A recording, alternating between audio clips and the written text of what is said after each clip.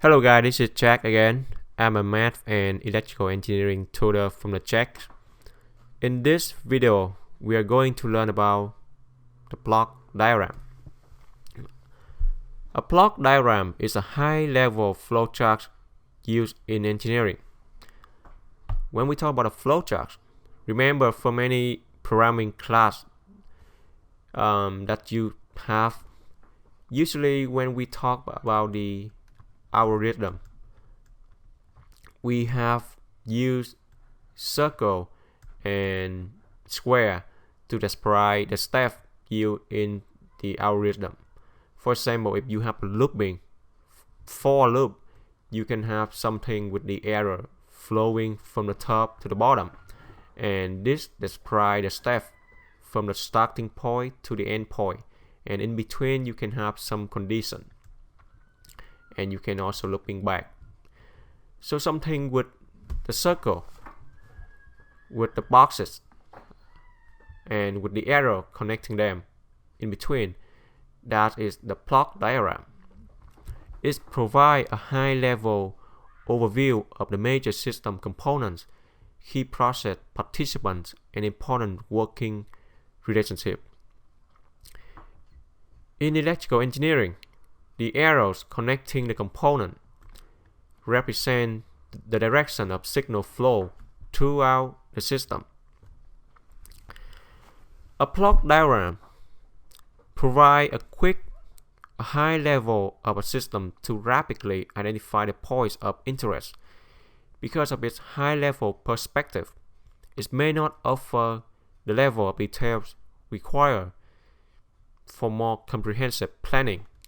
So block diagram is something simple to give the idea of how the system works. So when people they look at the system of the black box, they only know that what you have for the input and what the black box can do to give out the output. The black box can be anything: mechanical system, electrical system, or chemical system. For example, if you have some wave with the input, and now the output is something that you can analyze the wave data, and you can report to the user the information from the wave, the incoming wave. The black box is really complicated. It has a detailed description, and usually block diagram do not represent those detailed system, and we can have other kind of diagram. For example, electric circuit, where we use the resistor diagram, the power supply or capacitor to represent how the system works from the input to the output, and that is the job for the circuit diagram.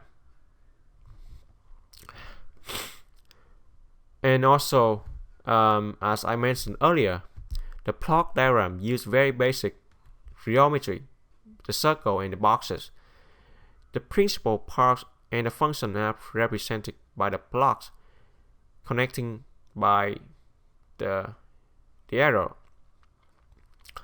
Okay, so now we know some basic definition of the block diagram. It's time to present some examples, common example for the block diagram and how it works. First example is the audio system.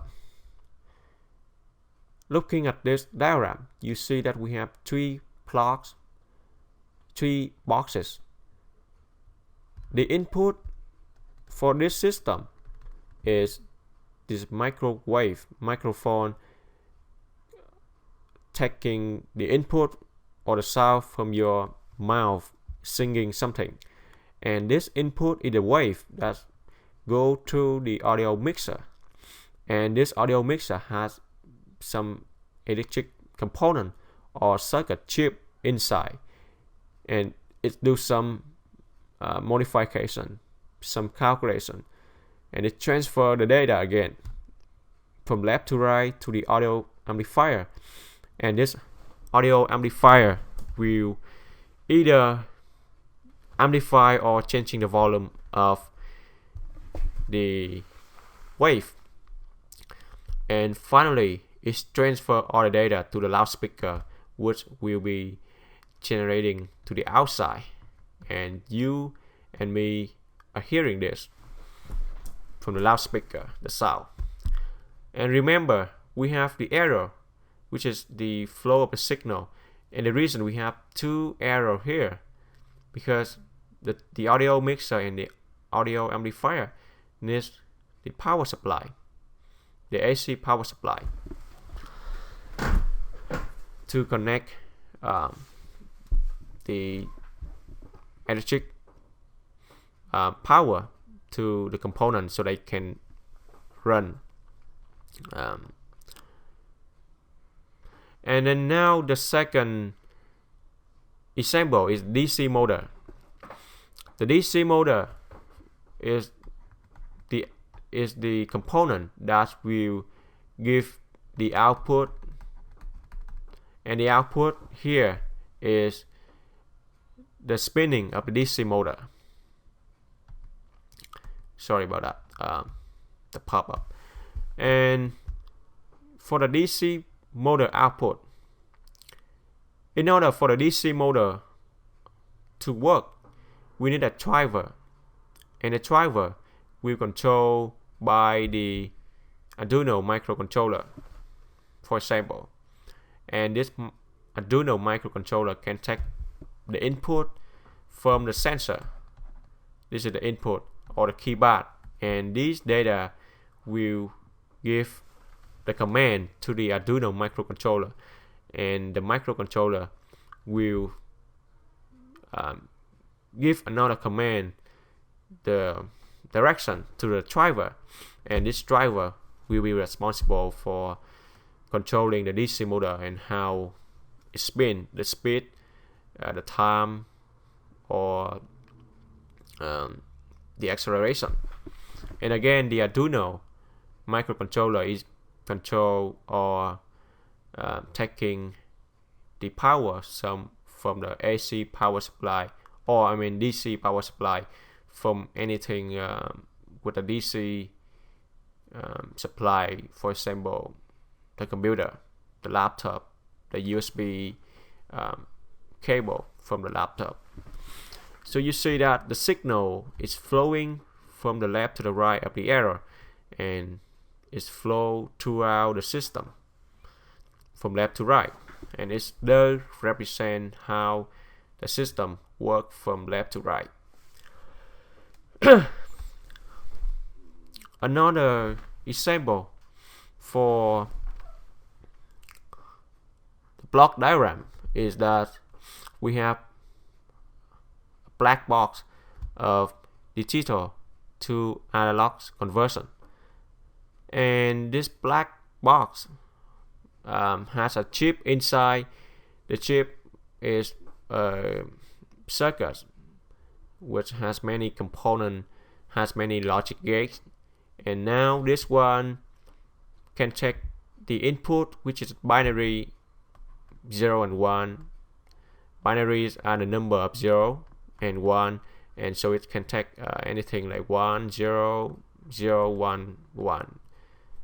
This can be anything with a binary value, and it goes to the converter, and the converter will give out the analog signal. For example, some binary input go in this converter, and you can get out some analogs or numerical value, for example 100. This is the decibel, and we call it the analog signal output. And again, the arrow on the top represent the input power from the VDD or the power supply, the DC power supply, to the converter or the digital analog converter. And so basically the block diagram explains the general idea how the input is connecting to the output and what are the relationships between them. And that's all about the block diagram, the definition, and some example. And as always, thanks for watching.